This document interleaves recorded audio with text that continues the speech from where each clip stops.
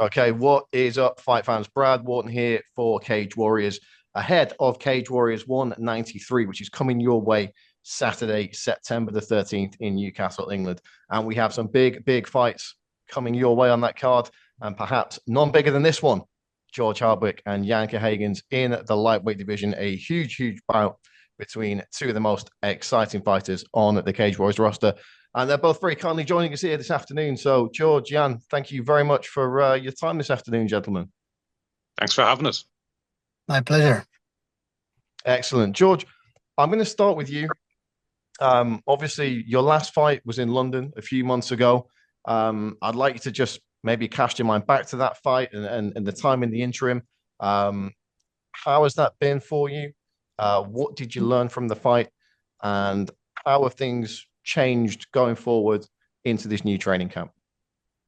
So that fight, it's in terms of a physical toll, probably as hard a fight as you can have. A 5-round title fight, back and forth, a lot of big shin lumps, a lot of big forearm lumps, a lot of shots thrown back and forth. And, you know, I was just wanting to get back in as soon as possible. But obviously there was a few injuries from that fight. It was pretty crazy as well after, getting scans in the hospital, having to get on Fight Pass and then watch Harry's fight.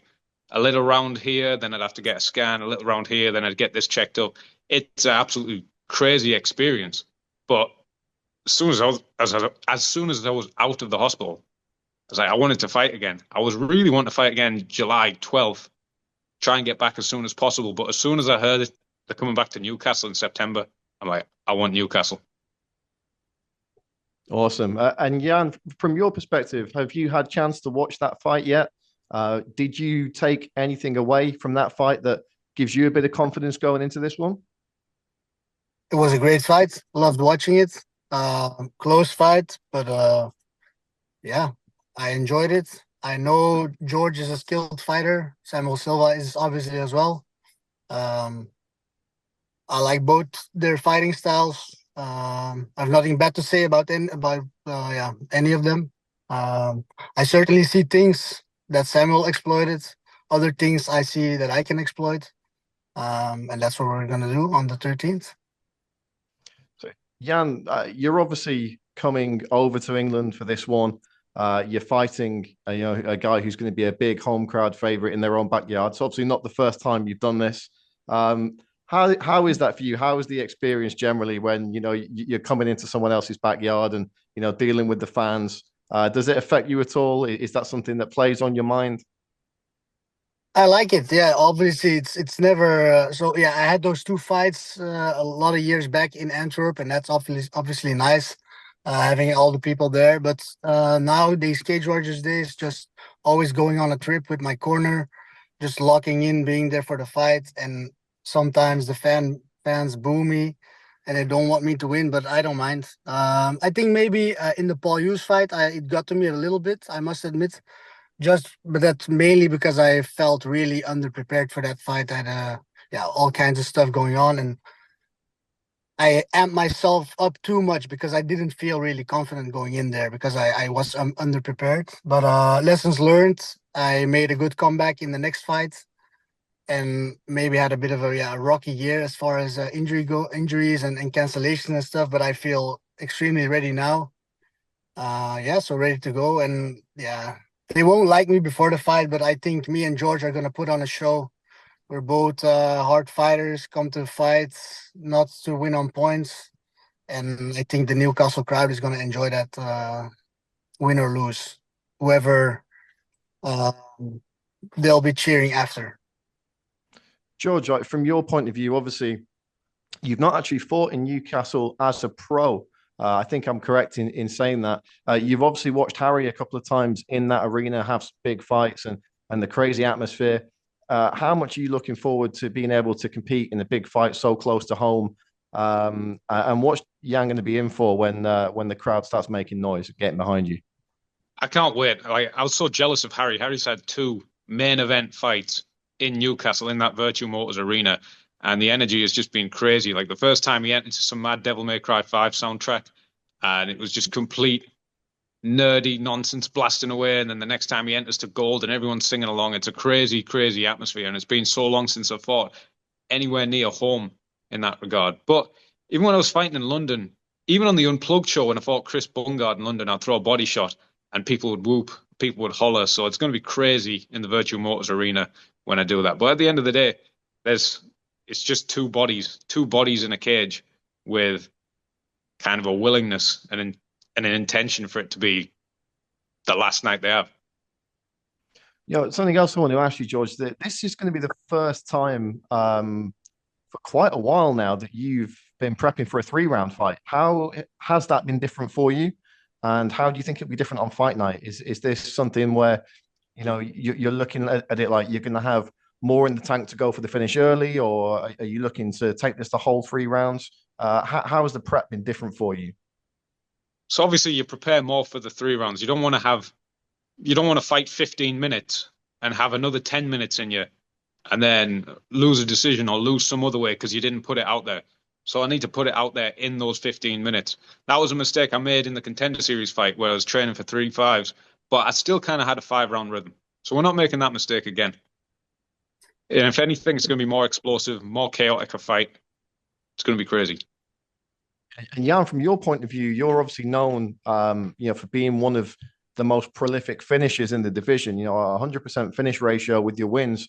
Are you expecting this one to go the distance, or are you going to be looking to maintain that 100% finish ratio? Yeah, no, never. Obviously, never. I don't expect it to go the distance. I don't think George has ever been finished, right? But I hope to be the first. I finished guys before that they were never finished before, so yeah, that's what I do. I only have one speed. I go as hard as I can towards the finish, either if it's 3-round fight, 5-round fights, if I'm winning, if I'm losing.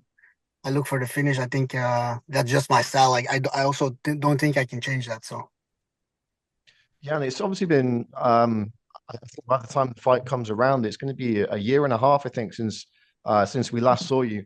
Obviously, through no fault of your own. How does it feel getting back into fight mode again, and knowing you're going to have, knowing you have a date set, knowing you're going to compete in September, after being away from the cage for so long? yeah, obviously great. I was very frustrated after the last cancellation. Yeah, obviously a lot of frustration there. Took some time off, and then I got the offer, I think 17 weeks out or something, to fight George, a fight that I've wanted for years now. That really excites me. Having 16, 17 weeks to prepare is perfect.